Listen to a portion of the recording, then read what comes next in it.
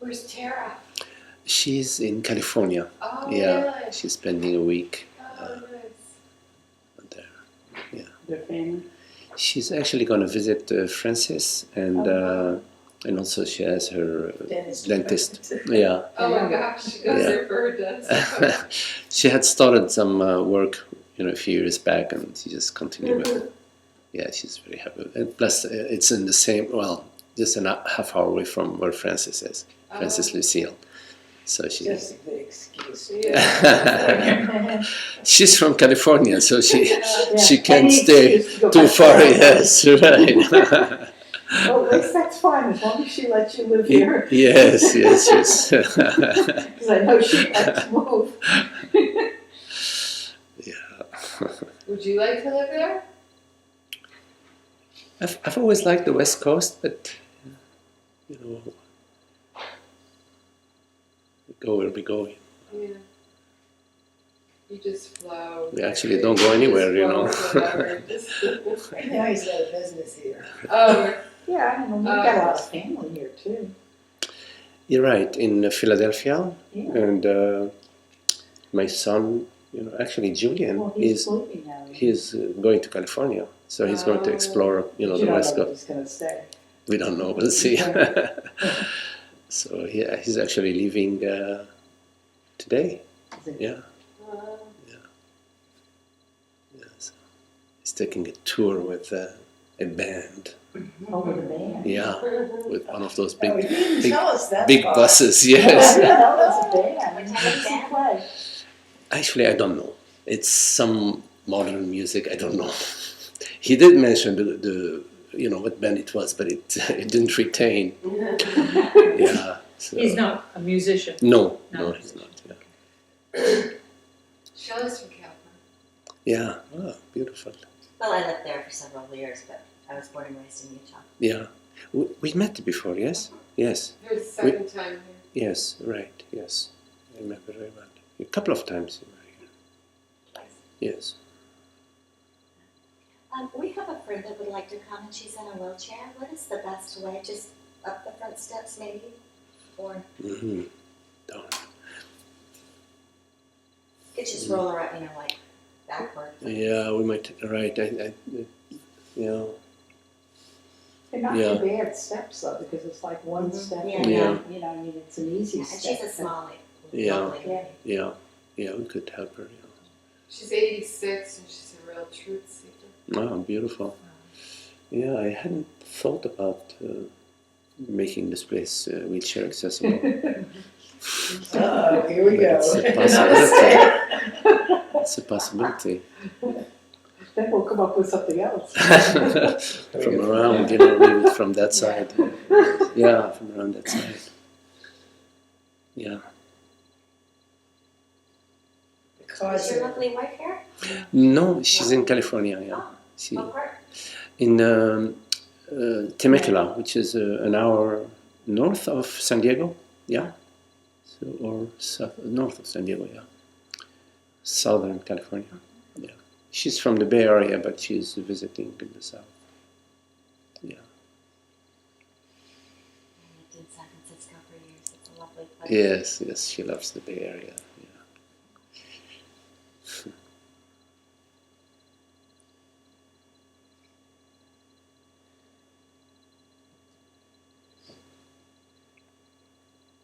Well, if you have any questions, we can. Questions? Any I have a questions? million. A million. I always have a million questions. I haven't had any. Oh my gosh, why do you not have any? I don't know. One at a time. One at a time. You might. So, my big question is, beliefs are really important, right? So I grew up with a lot of negative beliefs about myself based on circumstances in life and my childhood and my sibling and all this kind of stuff. And I've been trying to overcome these beliefs for years, which is the thinking brain, right? Like, I've heard that whatever we're doing, we're still believing. So it can be a negative belief or a positive belief. So we might as well believe positively. So when we're in the world and we're working and we're,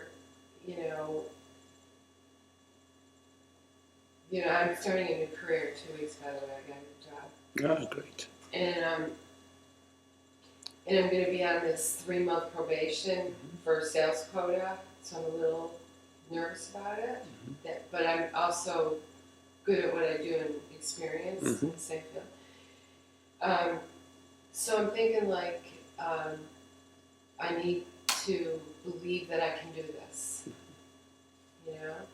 Like I need to have confidence. And so how does that thing work with this other work that we do on truth seeking and witnessing, and what do you do with your, like, you're probably going to say you don't do anything, you just watch it, right? But either I need to believe positively or not, right? Well, yeah. First, congratulations on this new opportunity. It's good. To be nervous about your performance and some anticipation about a new job. In a way, it's not a bad thing, because it's going to keep you alert, and it's going to you're going to be stimulated to make connections, ask questions, inquire, do extra work, extra training, extra study, whatever, extra preparation. That's part of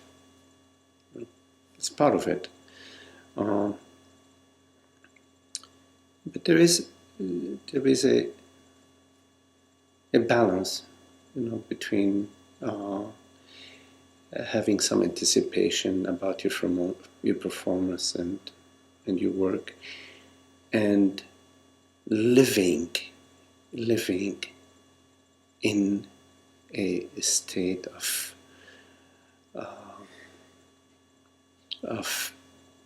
anxiety, worry, concern about yourself. In other words, sometimes when you have a task to perform, you get maybe some butterflies about it, or some nervousness about it. But once that task is, now you're engaged in the task, and you've done what you need to do. You've done your work, you've done your study, you've done your preparation, you researched online various techniques of making presentations, whatever came to you, then you let it go. It's really important to let it go, to sort of do your work, do what you need to do, and remain free of how it unfolds. Because if you maintain an attachment to how it has to unfold, you will be disappointed, and you will not be happy. So you just do your best. You did your preparation, and then it goes how it goes. Now this work, of inquiry that we do, is to understand, to come to enough of an understanding that you can live according to your new understanding. Now, our old understanding is that above all there is the belief that I as consciousness am this body-mind. That's the core belief.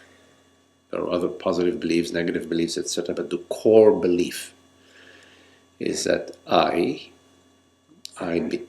being whatever perceives this perception, whatever hears these words right now, which we refer to as I am hearing these words, is a woman, is a man, is born, lives in time, is a form, is an object, is a phenomenal event. That is the core belief. That belief comes with a contraction. There's a sense of,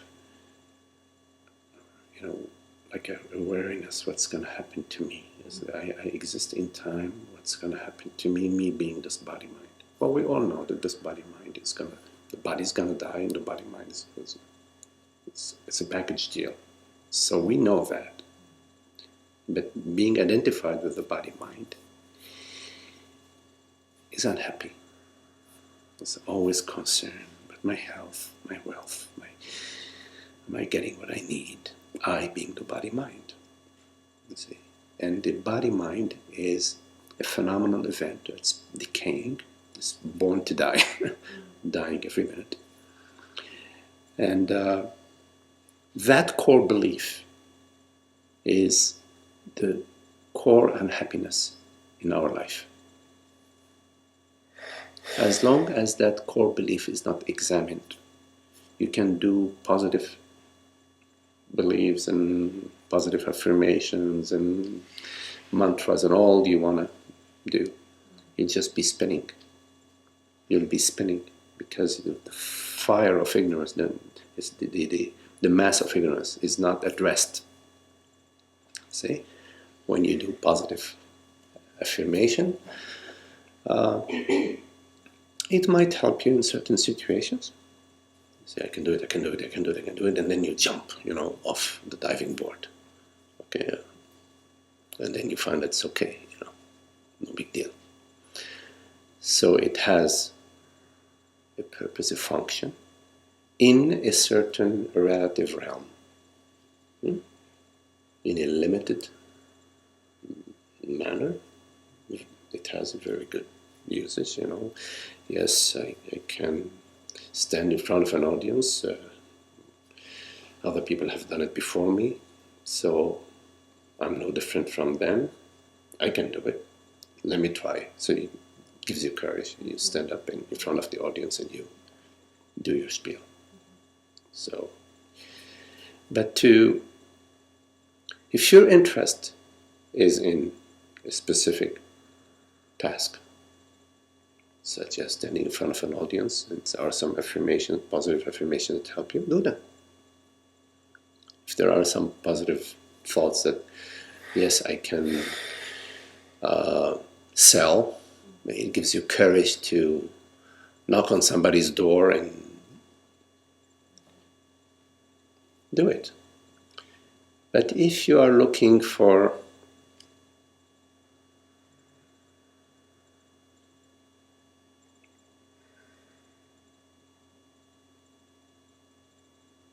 this peace and this fearlessness and this freedom that you can apply that 24/7, whether you're knocking on somebody's door, whether you're whatever is happening in your working life, in your relationships, in your space. If you're looking for this peace and this confidence and this fearlessness, then you have to do a different type of contemplation. It's not about positive affirmations. You can do positive affirmations for the next 5,000 years. It won't touch that. It's kind of like, you've studied the Course in Miracles, like, I'm not a body, I am free. I wasn't That's a God creator. created me. So, that is the core thing. We think we're a body, and we don't realize we're just a spirit having a body. Yeah. Right. So the contemplation is not repeating a mantra. Contemplation requires your passion. If your passion is to succeed at work, it's a different passion, But if your passion is for truth, there is only one truth, not two truths. There isn't your truth, my truth, her truth, his truth. It's one truth. If your passion is for truth and freedom, awakening from ignorance, from the illusion of separation. If that is your passion, then you're already well on your way. So you have to be very clear about what is it that you really want, what is your real interest. If your interest is in having a happy life, and you focus on life events and try to get yourself as best equipped as possible to have a happy life in your life events, it will be a roller coaster ride, I can guarantee you that. There's no way around it. So are you saying to look inside for No. your happiness?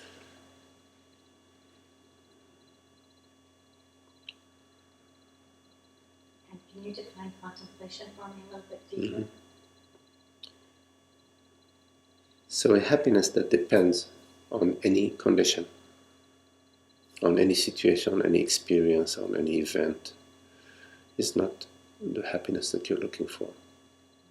Because conditions change. But there is a happiness that has no opposite. It's a happiness that has no unhappiness. It's just happiness. And that happiness is what we are, what consciousness is, what true nature is, what we truly are. So you have to ponder that, examine, like, what is he talking about? What is this happiness that does not come and go that he's talking about? What is this happiness that I'm hearing that I am this happiness, that what I am is this happiness? What is the meaning of these words?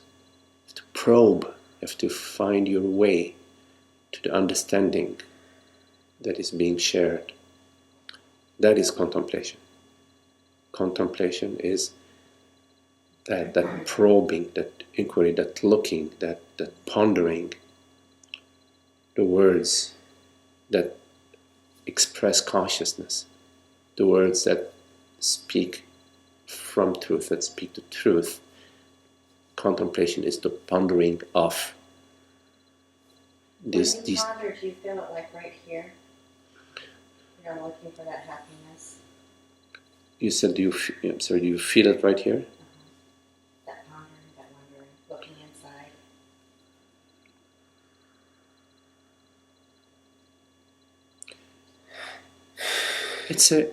It's a when you have an interest in something, you have an interest in playing golf or playing the flute, you're alert to what are different kinds of flutes, what different sounds come out from different flutes, bamboo flute or flutes made out of silver, and how the different ways of holding the flute, and how the sound of the flute is influenced by maybe the temperature or the moisture in the air or the space in the hall or the room. And so when there is an interest, there is an alertness, there is like an openness, your eyes are open, your senses are open, and I mean your physical eyes, but also your physical eyes, but your being is open. Yeah. So it's when you're pondering what is it that is real, because contemplation of truth means contemplation of reality. Right? What is it that's real? When you're contemplating what is it that's real, you're open to any indication, any leads, any hints that can help you in your understanding, that can help you in your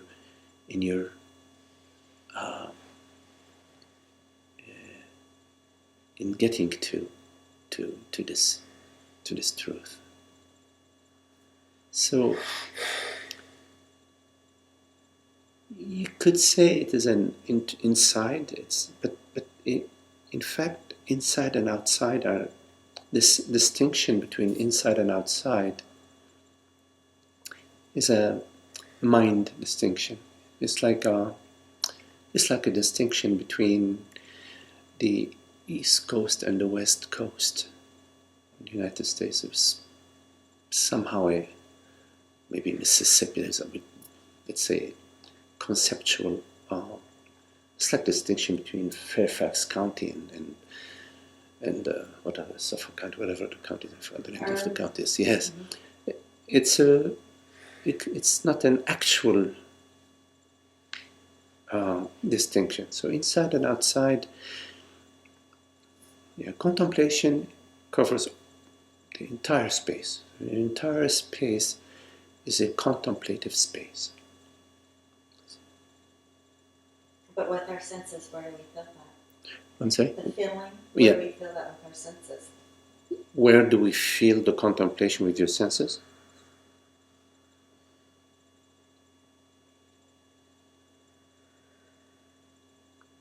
Because I can't In the feel outside of me. In the contemplation of truth, when your senses are happy, they're perceiving beauty, they're hearing and sensing happiness and love and beauty and joy, that's a good direction to follow with your senses. So with your senses, you can follow what's beautiful, what's happy, what feels good, what feels expansive, what feels inclusive, what feels open, what feels easy, what feels sweet, restful, relaxed. So with your feelings, you can follow those directions, meaning you don't go deeper in the directions that are complicated, complex, troublesome, thick, conflicting, confusing. They don't feel good in the body. So you don't follow those. You stop right there and you say, "Oh, wait, no, that's not what I'm looking for." So the senses can be at the service of your contemplation of truth.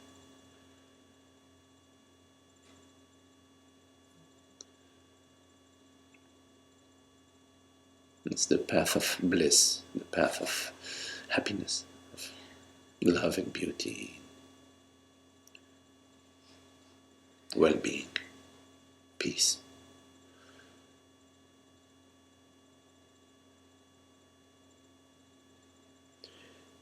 So the contemplation of beliefs is not so much about replacing your negative beliefs with positive beliefs. There is a core belief that is the source of all negative beliefs. That core belief is that I. Whenever I say I, am always referring to consciousness. Meaning, I am referring to whatever it is right now that perceives this perception. I always What? thought the core was that we're separate. The core belief, our being is that Yes. we think we're separate. Yes, so the core belief is that I, whatever it is that perceives this perception, that truly hears these words, is limited to a body-mind, is a person, is born and exists in time and space. So that the belief that I am a woman or a man, that I'm born 19 so and so, that is the core belief that brings along with it the thorn of mortality, the concern about me in time, me and my things and my world and my life and my children, my husband, wife, money, future, retirement, health, etc. Me, the entire me package, being me, a body-mind event in time. That's an unhappy concern. So in our waking state, we're thinking about, what am I going to do? What's going to happen to me? And in our dreams is also the me. It continues in the dream state. But in moments of peace, in moments of joy, in moments of well-being, there is no me. Just pure, happy, free presence.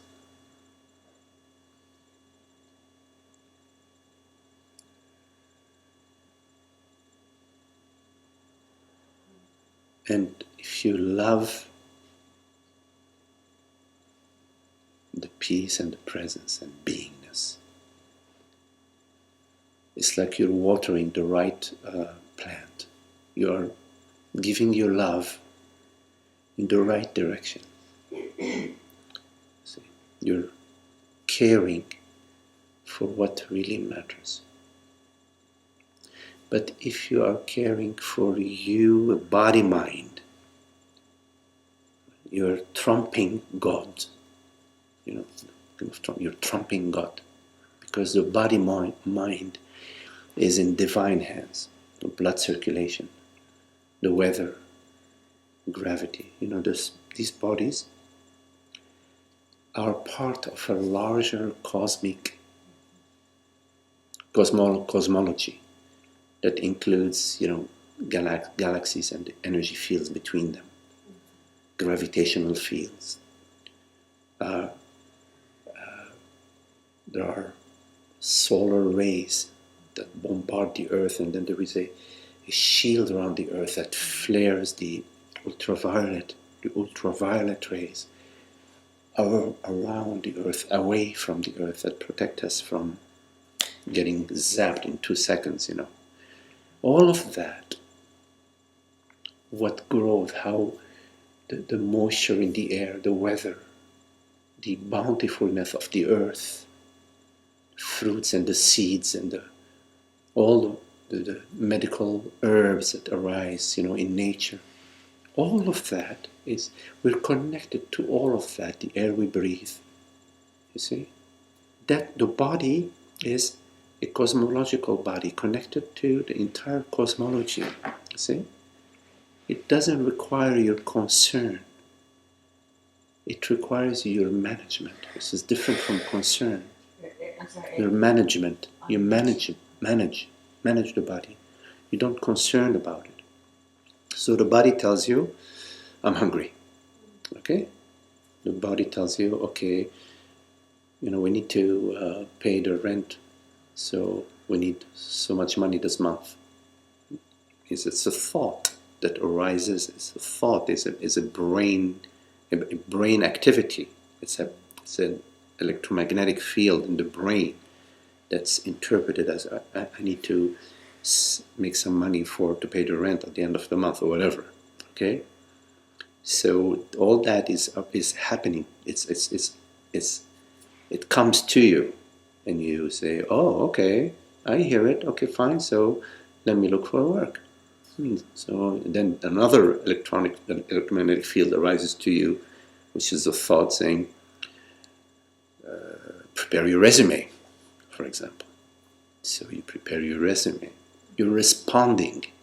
Yeah, you respond. But there is a way of responding that is free of identification. That's what I want to do. And know how to. Well, How do you respond without identity? you are. It's important to know what you are. You are this aware presence. Yes?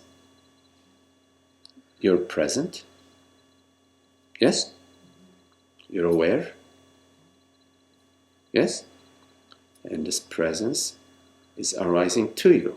In other words, you perceive that you are present. You don't perceive it as you perceive this bottle, but you perceive it psychically. You know you are present, yes? And you know that you're aware, yes? This you being present, we refer to it as presence. There is presence. You are this presence. You follow? That you are this presence? You are presence?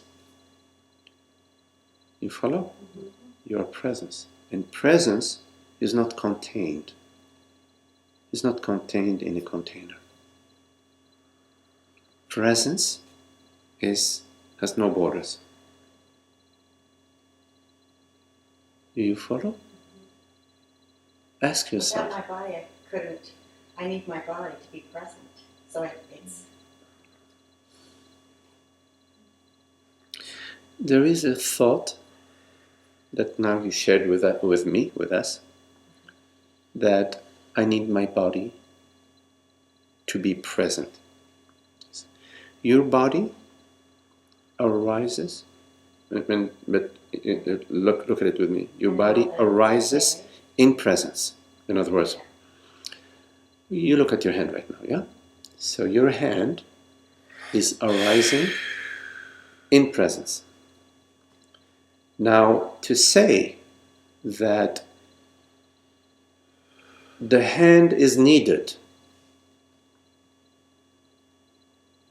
for presence to be, I'm not so sure about that. I wouldn't hurry to say that. I wouldn't either. Right. But I need my senses to be present. Okay, well, let's look at it. So, the senses are an instrument. For example, let's look at the visual sense. Perception, visual perception. That sense allows the screen to be perceived.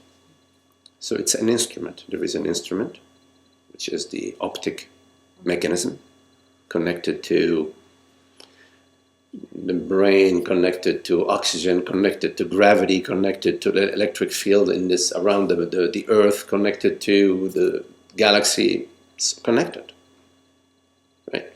Because you take out you take out gravity. Good luck with your vision, with your visual mechanism. Okay, it's gonna be flying out in space at the speed of light. It's gonna burn. So it's all connected. Yes. So this sense of perception, which is an instrument connected to the entire cosmology. Okay.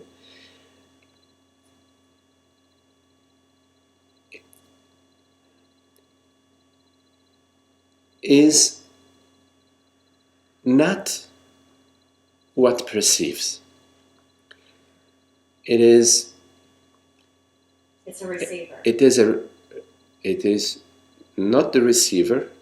It is the channel by which specific perceptions are channeled. For example, with your visual optic system, you cannot hear. Right? You need a different mechanism to hear. But with the visual optic system, you can perceive a specific perceptions. So it's a channel for specific perceptions. But it is not what perceives. What perceives is the binoculars do not perceive the bird, right? If you're a bird watcher, you go out in the forest with binoculars. The binoculars do not perceive the bird. Something else perceives the bird, which is the bird watcher, huh? The scientist, okay, perceives using a telescope. And the astronomer perceives the stars using the telescope. But the telescope does not perceive. Right. So to say that the astronomer requires a telescope is true to perceive the galaxies. But to say that the astronomer requires the telescopes to perceive, period, that is a misnomer. That is what you need to look at. Because the astronomer can perceive without the telescope. Now, you could say, well, but the astronomer cannot perceive without the eyes. Okay, that is true. I'm using only the term, that metaphor, because consciousness does not perceive with the eyes. It perceives certain images with the eyes, but its perception is not with the eyes. Its perception and the eyes and what is perceived are instantaneous creations. There is a simultaneity to consciousness, the eyes, and the tree the tree or the world that you see. Now let me give you a hint of how I'm saying that, on what basis I'm saying that. If you look at the distance between consciousness, meaning what truly perceives right now, this perception, which is referred to as I.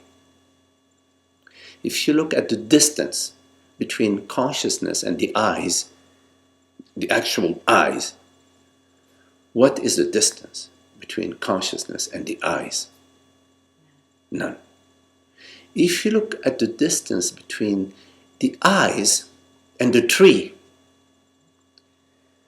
you might conclude that there is a distance between the eye and the tree, and it is 10 meters, or 20 feet, 30 feet. You could say that. Then you can ask yourself a different question. What is the distance between the eyes, the instrument of perception, and the perception of the tree?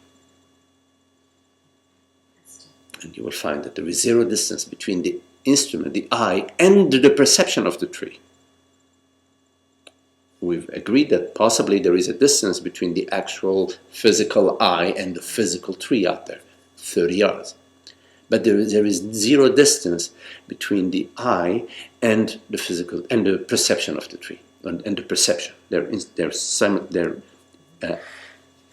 one simultaneous event. Now, do you perceive the tree, or do you perceive your perception? I perceive the perception, the way. Yeah. You perceive the perception. Right. True. You perceive the perception. So, you are perceiving your perception, which is at zero distance from you. The eye is at zero distance. The eye at zero distance from you. The perception is at zero distance from the eye. So, if events are at zero distance of each other, that means they're the same. If me and you were at zero distance of each other, zero distance, I mean complete zero distance, that means I'm you. You are. I am. Yes, I am. So I think, for me, I like the observer, the witness, the watcher. I mean, is that kind of like a little bit what we're talking about, like a perceiver that sees? Well, we're talking about the perceiver, but Okay. but what is a perceiver? Right now you perceive this perception, yes? What is a perceiver? Where's the perceiver? What is it? Or where is it? Or what is it? Whatever. Take any question. Spirit. Huh? Soul, spirit. I don't know what you're talking about. I don't know I what guess that it's, is. it's just the oneness. There is no God and it's all God, right? No, I'm just talking about this perception. I'm talking about this perception. Perceive this perception. Where is the perceiver? our spirit is the perceiver. I don't know what that is. I don't know what spirit is. I don't know what that is. So I want to keep it simple.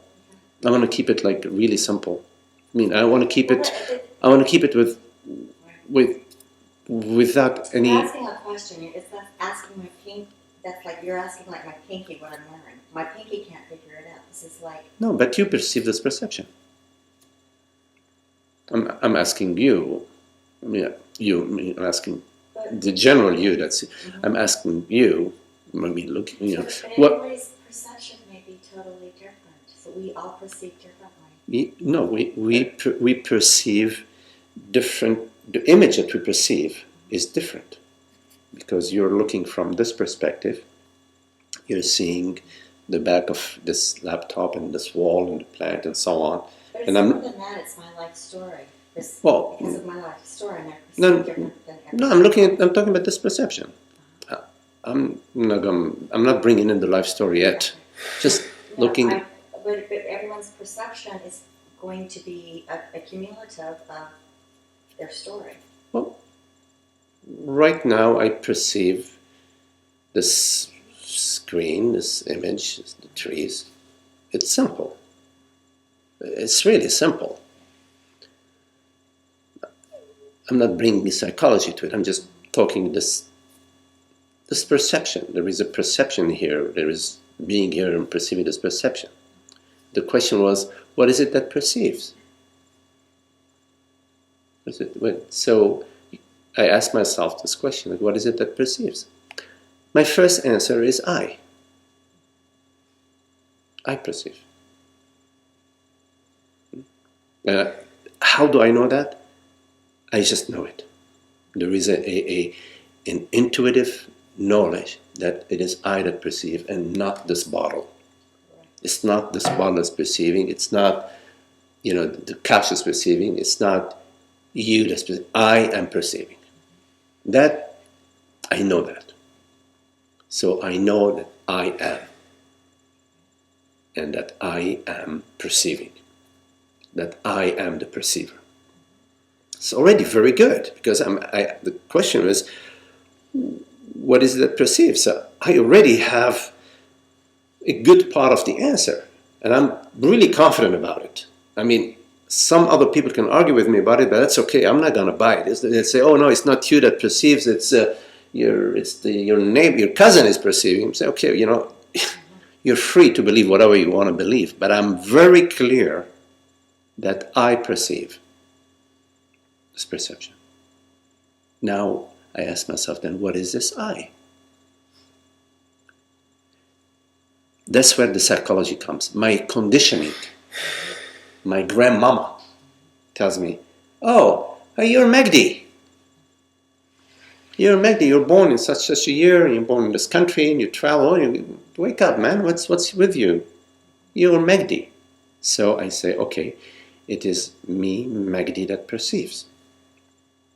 Because I've learned that. I've learned my name, and I've learned, say, oh, it's me, Magdi, that perceives. Okay?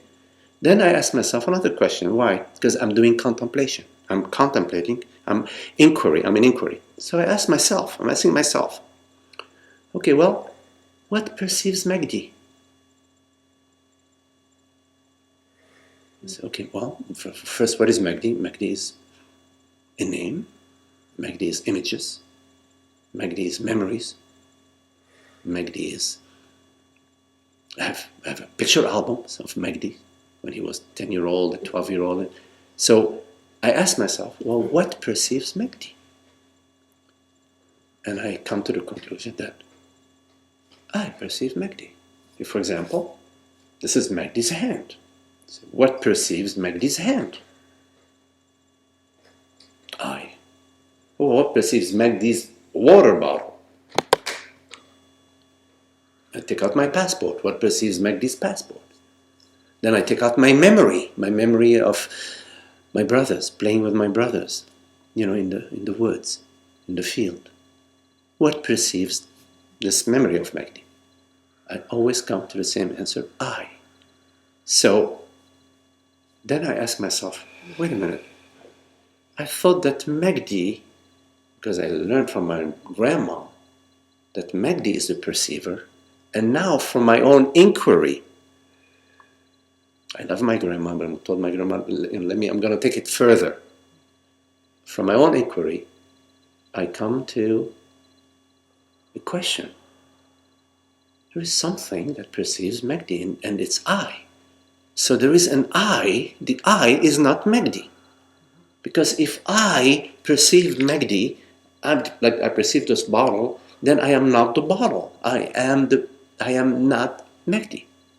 So then, if I'm not Magdi, and Magdi is the body, then I am open to, wait a minute, I am not the body. I'm not the body. I experience the body, I perceive the body, I perceive bodily sensations. So this I that perceives is real. Because I, right now, I'm perceiving this perception. There is a reality to this perception. And the reality of this perception is what we refer to as I, not Magdi, as I, because Magdi is perceived, comes and goes. But I, the I, that I refer to as presence. And this I, we do not see it like we see this bottle. But we know I intuitively. Presence knows itself. Awareness is self-aware. A bottle is not self-aware. A body is not self-aware. A thought is not self-aware. A tree is not self-aware. A lake is not self-aware. Consciousness is self-knowing, knows itself. I know I am. I know I am aware. Yes? Which is a kind of divinity, or some sort of sense Yes. of your divinity. Yes. Coming to the absolute. Right. We're coming to the absolute. We started with I am Magdi, and we contemplate that. We come to I am conscious. We come to the absolute. I keep saying that there's no other process except that realization. I'm just sort of trying to be there for it. Absolutely. Everything else is just Absolutely. there to be seen as something in the way. Yeah.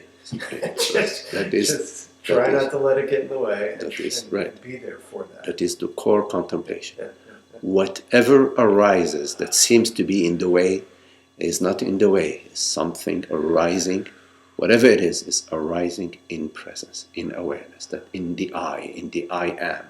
I am is completely unaffected by what arises.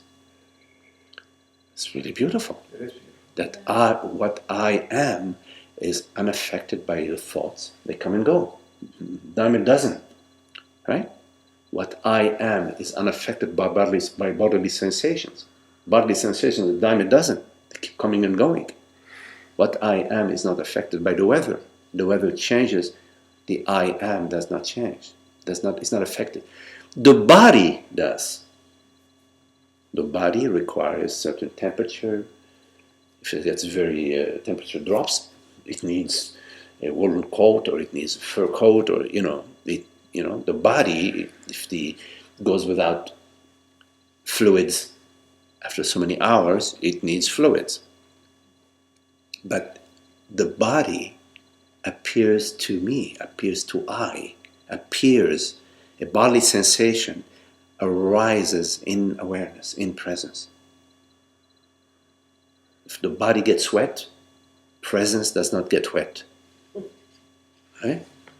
If the body drowns, presence does not drown. If the body dies, presence does not die. It's a very hard thing for the mind to comprehend, because the mind has for long been identified with the body. What are you talking about? When the body dies, I don't die.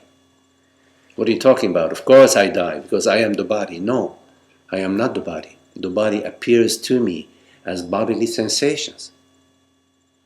The body appears to me as perceptions. Perceive myself in the mirror, in pictures, perceive my leg, I perceive my belly, I perceive my arms. appears as perceptions. And as bodily sensations, I can sense my, my shoulder, I can sense my back, my feet. See? It arises to me. It just gets to this beautiful distinction between the kind of contemplation you're talking about and your thought, which is just something that's in the way. Because I'm looking for it, because I've just had this experience so much sitting here, and nothing's real, and then I get the whiff, and then I could taste it. I can taste the reality of it, and the transformation just starts to happen. Yes, it's beautiful. Yes. Don't you have to just kind of surrender to the fact that, yes, there is this presence, but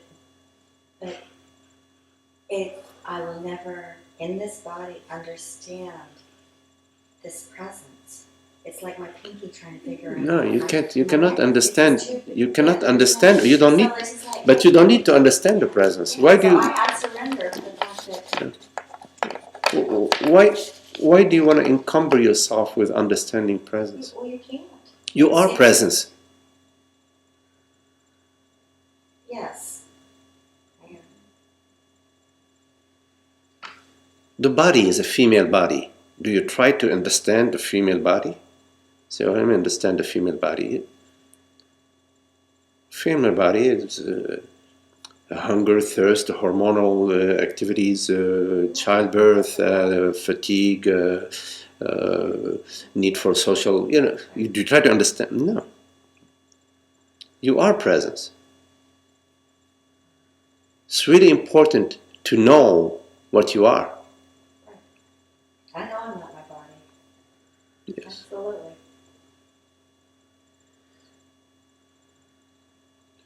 So this presence, the presence that we're talking about, presence, that's the reality of all. It's the reality of its own reality, and the reality of everything. This room, these walls, this perception appears in presence. Without presence, this perception is not. All perceptions, all bodily sensations, they all point to presence, the reality of all experiences, of all thoughts, of all bodily sensation is presence, consciousness, beingness, truth. Yes. And I am that. I am the reality, the one reality.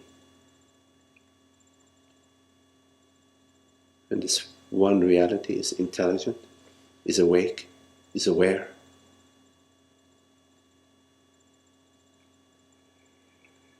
It's the one reality.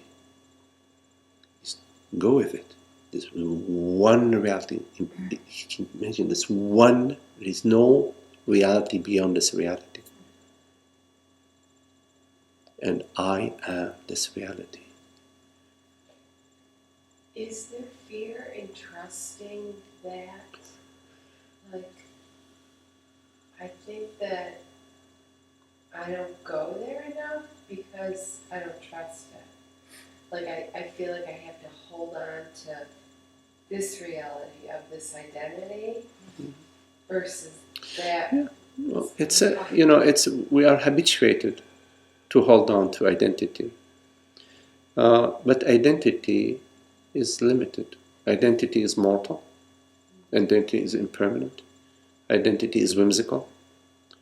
Identity is temporary. Yeah, it's not. Why do you want to hold on? Why hold on to something limited? First. Secondly,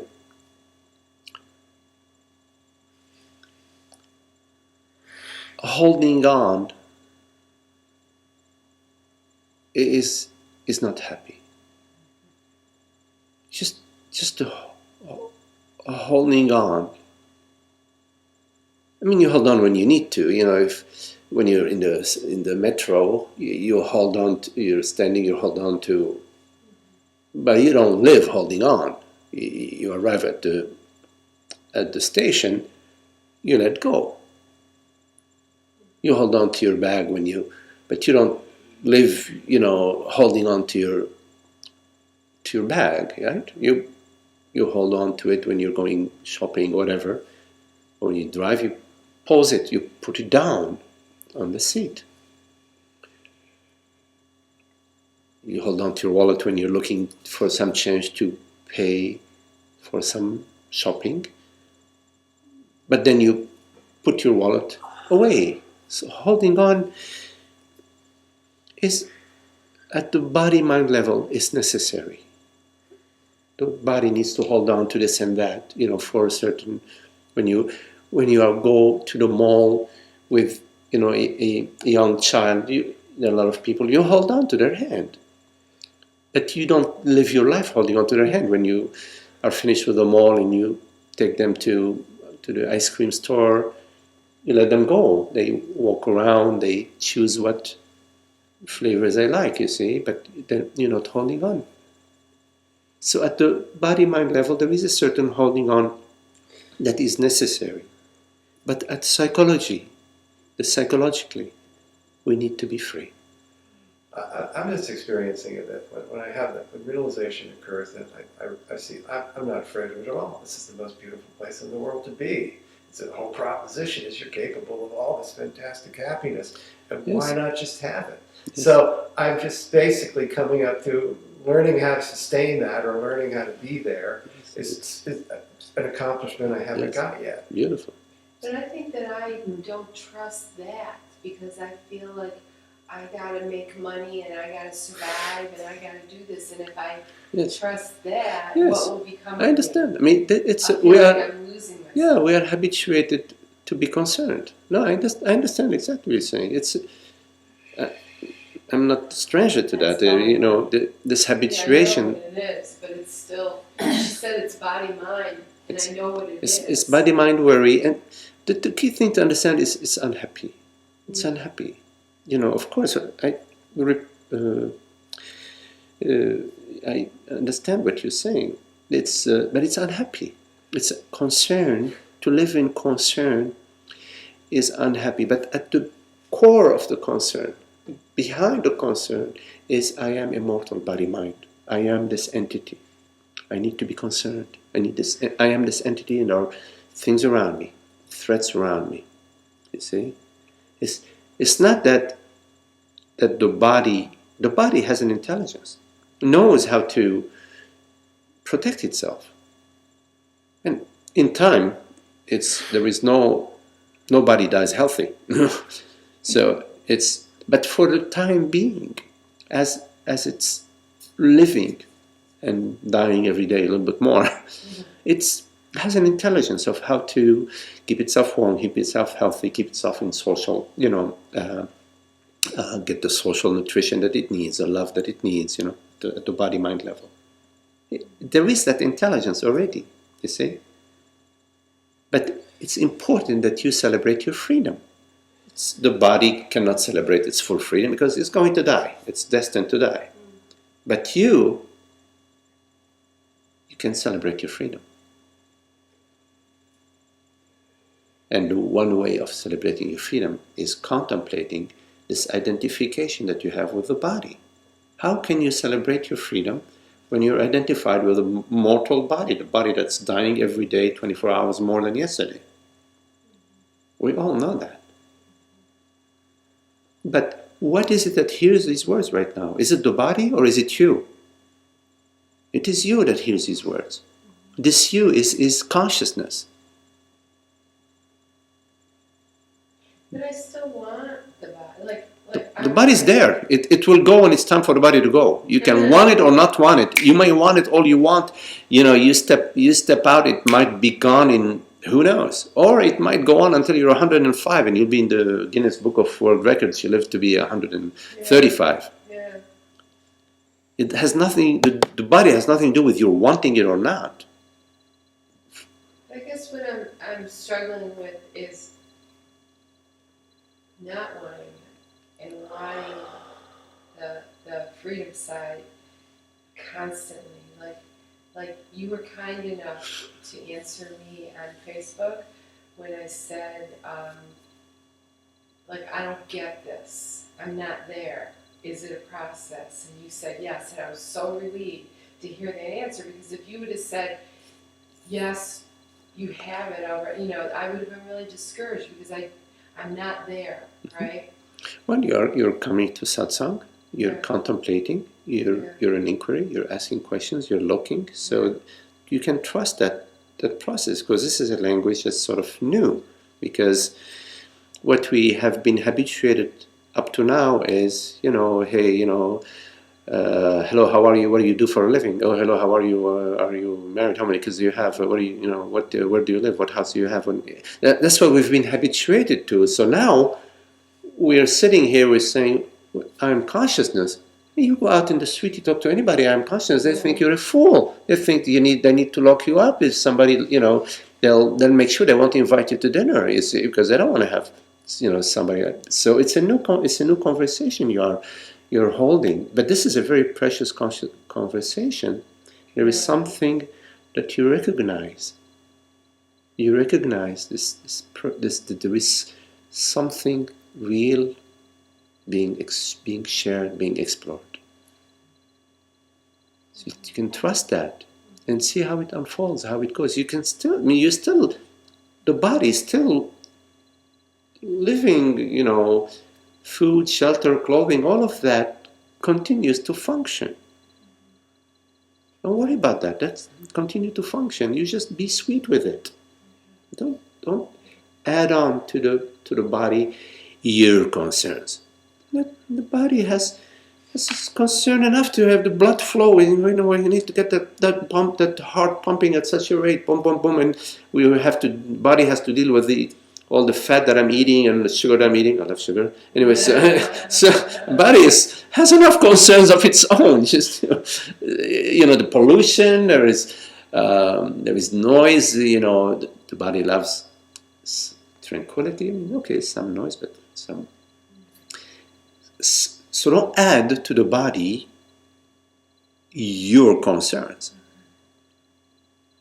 Don't tax your body, and be gentle with it. Gentle with it. I think I can do that. Yeah, of course, yes, of course, you can do that. And above all, soften your identification around the body. Allow the body to come to you in a sweet way. Allow it to come to you in this sweet way. Don't kind of like observe it, right? Yeah, observe it, sing to it, lullaby to it. Don't let me tell you what I'm concerned about. Don't whisper in the ear of your body your concerns. Just let them go. Your concerns are anyways their thoughts and sensations. Which just gets into awareness of what's going on at all times, including thoughts that are entirely unproductive. You're just sort of walking around. So, awareness is what we are. Yeah. You don't be aware. You are awareness. You see, it's not about you being aware. You already are this awareness. It's just to notice. It's a noticing of what already is. It's a noticing that the reality of awareness, the presence of awareness, the beingness of awareness. And it's not contained. The idea that it's contained in a body is just an idea. If you look at where does awareness start, you would be hard-pressed to find a place, an answer to your question, because you can't find a place where awareness starts. You have to go to a belief. Say, it starts in my skull. I've read it. I've read a study that said that consciousness is 4 inches, deep inside the skull towards the side. I've read it, and it was Dr. So-and-so, and he had rats and mice and put probes, and the mouse went like that and lost consciousness, and they said, okay, awareness must be... But you laugh at that, right? You laugh at it. It's silly because awareness is needed to observe this experiment. Yeah. Awareness is what's observed in experiment. Say, oh, I found awareness. Same, oh, I found awareness. 4 inches, inside on that. But you see, so awareness is what is it is. Awareness is what I am. I am present awareness. When I say I, I'm referring to consciousness. I'm referring to this body that's we call Megdi. I'm talking about the I that I am. I, this one I, the one I. You don't say I drove over here and I say I prime or I square drove over here. I say I also. You see? Yeah. We all say I. I woke up this morning. I. The small I, right? We say I. We say I. Now, I always refers to consciousness, but we confuse it. We confuse it. We say, oh, no, I refers to the body.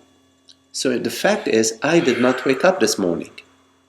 The body woke up this morning. I did not wake up this morning. The body woke up this morning. The body woke up this morning. That's more correct. Yeah. I perceive, that's correct. To say the body perceives, that's incorrect. The body does not perceive. The body is perceived. The body is perceived. Yes? I perceive. The body wakes up. I don't wake up. The body walks. I don't walk. See?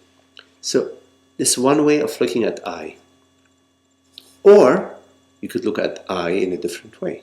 You could say, well, no, I, the body, I am the body, I walk. I walk. If you say I walk, then I reign. I also reign. You see, we say I walk, but it rains. Yeah? Say I walk, but it rains. Yes? Yes? Mm-hmm. So when we're referring to I, meaning I am a body, then that's okay. I'm okay with that. I am the body, but I'm also the trees. I'm also the rain. I'm also the clouds. I'm also the bird. I'm also the galaxies. Yes? Yes? I am everything. Everything is I. Yes?